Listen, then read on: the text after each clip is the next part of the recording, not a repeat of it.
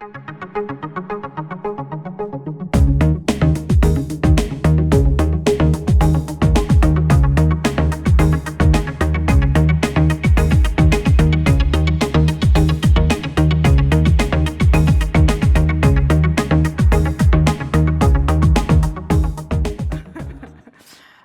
wonderful being upstage today, this afternoon, and just being with you, seeing so many people in the room, and having this opportunity to share a story with you. The story that I'm going to tell you, not many people know about it. But I just decided very spontaneously to share that story because I think that story has lots of lessons in it for you and I. So what is that story? People always ask me who I am, where I come from. And I tell them, I was born in a very small village in Cameroon, and I grew up in Douala. It's the economic capital of my country. And while I was there, I always had this feeling, the world is bigger, you have to get out, you have to go out. And so I got to study law at the University of Yaoundé, got involved in students' movement, and PEM was thrown out of the university. So don't ask me what happened thereafter. But I kind of found myself in Austria at one point and decided I want to study. So I started studying sociology. And in course of studying, I just discovered studies are boring. Who said that this morning? University is boring. But I want my kids to go to university. And so while at the university, I started doing so many things. I carried out many activities, created associations. Today, I have written 2 books. I teach at universities. I have 2 kids. I have organized so many conferences, brought so many important personalities to Austria, including the Vice President of Walt Disney, Lord Michael Hastings from KPMG, and many other personalities. And so, at one point came that hunger. You know, when I came, I had the feeling, my school system was European school system. I studied European history, European literature, English literature was European, everything was European. So when I got to Austria, I thought, okay, welcome home, even though you can't speak German.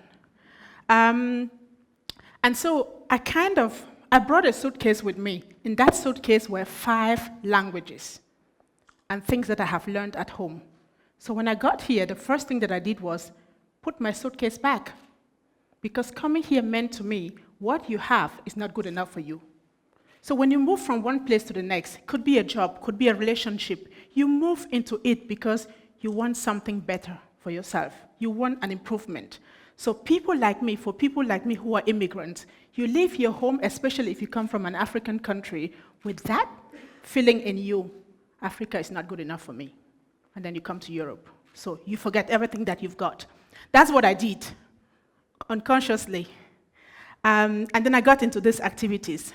And then, 2 years ago, I had this hunger after I have done all the activities, won 9 prizes, the Global Diversity Innovation Award, the Austrian Federal Recognition, and all the stuff. And then I just knew, I do not belong. I have learned the language. I have my kids here. But this sense of belonging is not there. So what are you? Who are you? Where are you going to? And then I went out looking for something. I have been doing so many PowerPoint presentations. I have learned to master the system. I assimilated into the system. And then I needed to find something which was mine. And so I went looking back home. So what is in there? If I could come to Europe, then there was something in there. I came when I was 24, so I was already socialized. So if I can do all the things that I'm doing here, that it means I brought something from there. So I went looking for my suitcase, opened it up, said, suitcase, can you just throw up something for me? Answer the question, who am I? And my suitcase said, where you come from a storytelling culture, not a PowerPoint culture. That was point number 1. Point number 2 said that, you grew up in that system where there was democracy in the village. There was the African palaver. When there was something to decide upon, it wasn't done in the boardrooms. People came together, sat, and they talked to each other. And the chief sat down and listened to his people talk. He didn't sit there and say, you have to do this, you have to do this. And so I went looking for that strategy further. There were no books written on it. And when I further looked, I came to South Africa and found Ubuntu. And I said, gee, got it. I started getting involved with Ubuntu, researching, writing books, doing conferences, talking about it, trying to develop that Ubuntu into GloBUNTU. You see there, GloBUNTU.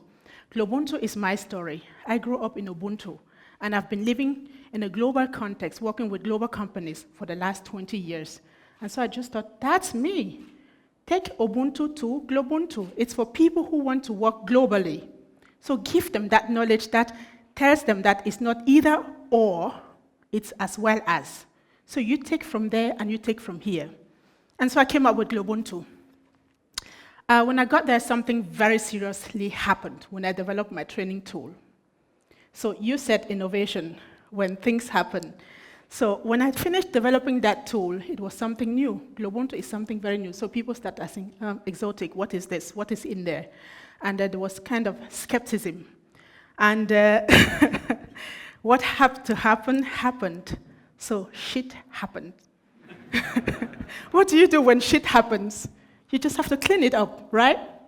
So how did shit happen to me? It started by, businesses not buying into the new product that you bring to the market. So you talk to them about GloBUNTU, and they say, okay, sounds nice, but that's not our culture. The name sounds very sweet, but it's not for me. And so you don't get customers, and then you run out of business, and then you can't pay your bills. And when you can't pay your bills, something happens to you. It means you may be insolvent or something else. I haven't been there, but I'm on the way in there, and I'm looking forward to that journey. But a couple of things have happened. I had to give up my office. I had to let go my employees.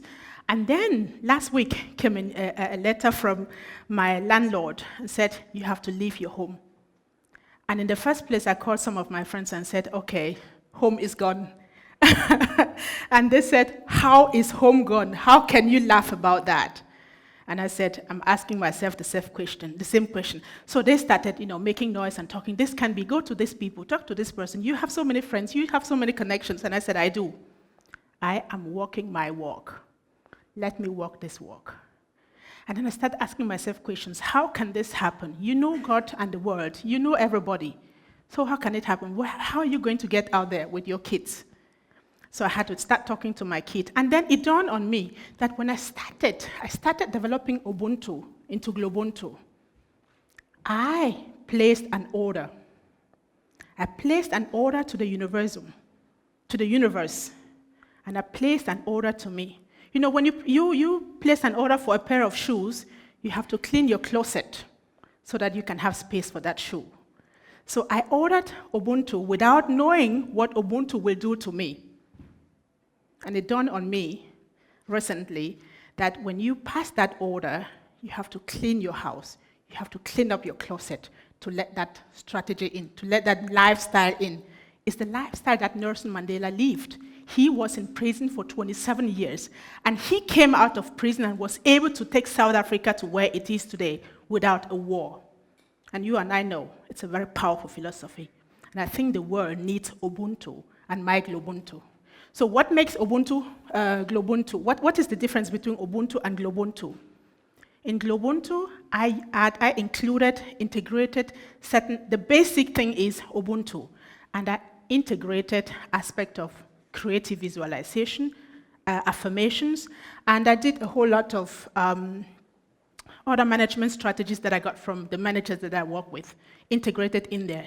So that makes the difference between Ubuntu and GloBUNTU. And so what happens to me with GloBUNTU? When on Friday, so when Nikki asked me what I was going to talk about, I said my story is still unfolding. Someone asked me yesterday, I said it's still unfolding. I can't tell you what that story is. So at this point, what happened very recently, when I got the information, someone asked me to write a letter to Caritas, and I was laughing. And when I wrote to Caritas, they wrote back and said, Well, there is a space where you can have, we don't have a space for you, but you can get to somewhere. This is an address where you can call and ask them if you can have a space to sleep. And I laughed. And one of my friends was so mad. She said, that can't happen. I said, let me walk my walk.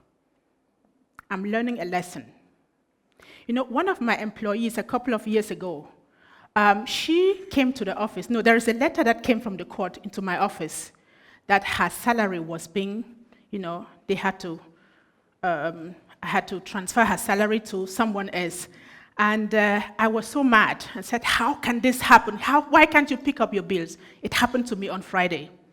I have a part-time job at the Vienna University of Economics. And I got a letter from the court, and they said, we're picking up your salary from there. And I said, thank you for giving me the pleasure to understand my employee. You know, I'm getting into a situation where I'm becoming very humble, very thankful. And Ubuntu has certain values. One of them is letting go. One of them is, you know, forgiveness. There is truthfulness, being truth to yourself. You know, the Truth and Reconciliation Commission in South Africa, truth can be very, very painful. How truthful are you being to yourself? Has shit ever happened to you? Anyone? Raise your hand. Thank you so much. So how did you deal with that? How do you deal with the truth when it happens? Do you just forget it and say, oh no, I don't want to look at it? But I look at it as an opportunity. I placed an order to leave Ubuntu, and someone is giving me that present wrapped in sandpaper. It's wrapped in sandpaper. I wanted to use Ubuntu to train people, and someone is giving me an opportunity to train myself, walk through it. And when you take it out to the people, it's going to be something more authentic. You're going to know what you're talking about. And so I'm just letting things go, sitting back, and letting them unfold the way they want to unfold. You see my dress? This morning when I woke up, there was a little thread that was kind of hanging out there, and I just said, take it off. So let things go. Why do you hang on things? Which things do you need to let go in your life?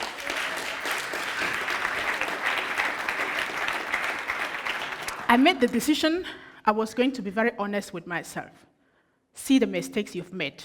Learn through the mistakes. And when you get across, you're going to be somebody else. And you're going to be stronger than you are. I made myself decide to appreciate everything that happens to me. And I realized I have been giving over the years. Now it's time to lean back and receive. And whatever comes your way, you receive it. And to get there, you have to change the way you look at things. And when you do change the way you look at things, the things you look at change. It's not mine, I got it from Wayne Dyer. But I'm living through that message and trying to change the way I look at things to let them happen. And Nelson Mandela said, it always seems impossible until it is done. And he even said, in my country, we go to prison before becoming president. And then he said, it was my body that was locked up in that prison, not me. My spirit was everywhere. And I realized that I came to Austria to study, and I extended my stay. Sometimes you get into a relationship, you get into a situation where it is complete. It's not ending. It's complete, and you stay in it. What happens? Shit starts happening. So sometimes you have to just realize, okay, this mission is completed. And if it is completed, I move on. And I had started thinking, when I started doing this thing on Ubuntu, I said I want to move to South Africa. It was my dream. And I started working towards going to South Africa. And I see the more I let this go, and I say, come take the rubbish in my home. You know, I didn't tell you this. In April, my brother died. And I said to myself, all this is happening. Your home is going, your brother is dying, and all the stuff. Someone is telling you, bringing you a message. No, you have to let go. He's gone. The home can go, you can get another one. And when I meet my friends and I talk to them about the situation I'm into, and tell them, listen, I'm a happy person. I'm going to South Africa. And they tell me, I know someone in South Africa. So you see, using this situation, the conversation that I have with my friends is changing. We are building another kind of relationship. And this is what I am trying to develop in this tool further, to say I'm trying to use this tool to help companies, their teams, to help individuals bring clarity in their lives, in their professional lives, in their private lives, in their social life. Bring clarity into your life, bring effectivity into your life by using Ubuntu. And if you use Ubuntu or my GloBUNTU, mind you, you have to desire it. And when you desire it, you have to be ready to let go. You have to be ready to let those things go that have been very dear to you. You know, we're so used to living in our comfort zone in Austria. When I said I will move to South Africa, someone said, Ebola. Another one said corruption. And the third one said, there is no social insurance. And I said, I come from a system where there is no social insurance. I've been in a social insurance system, so look at what is happening to me. So I'm going out of my comfort zone because I know something bigger is coming my way. I can let this home go because the mission is completed. I got in there 8 years ago with my kids. It's 8 years. We had a wonderful time. So what do? I go around and tell everything in this house. You know, I take my leave, farewell, and I talk to them. And we're celebrating a let-go party. And that let-go party means, you know, telling everything that is in my house. It was nice having you here.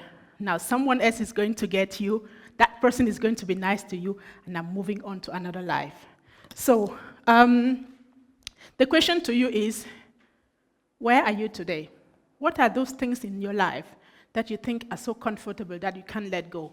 And you know very well, if you let them go, you will grow. Is it a relationship? Is it your car? Are they your children? Is it your bank account? Is it the insurance? What is it? I think sometimes when you stand up and you ask yourself the question, someone said, what if? What if you didn't have that? What will you do tomorrow? And I made a point to have fun. And the more fun I have, the more things are falling in place. And people call me and tell me, Beatrice, I'm taking care of the Beatrice, I'm doing that. And I said, that's how it was meant to be. If I hadn't let go, I wouldn't be here talking to you. I would be sitting home crying that my home will be cleared, or that someone will, you know, that these guys will come on the 21st of October. That's the date when they're coming. And I'm ready when they come. So if I hadn't let go, I wouldn't be here talking to you. I wouldn't have had fun yesterday, and I wouldn't be enjoying this conference. So I'm just telling you that when that moment comes, when shit happens, look around and see what you need to let go so you can let something in. As long as you have something in your hand, you can't grab something else until you let it drop. And some things just want to be let drop. Let them in. Clean up your closet, take leave of them, celebrate them, and then move ahead. Do that in your companies, do that in your homes, do that in your life. I think that's what it takes to embrace change. Thank you.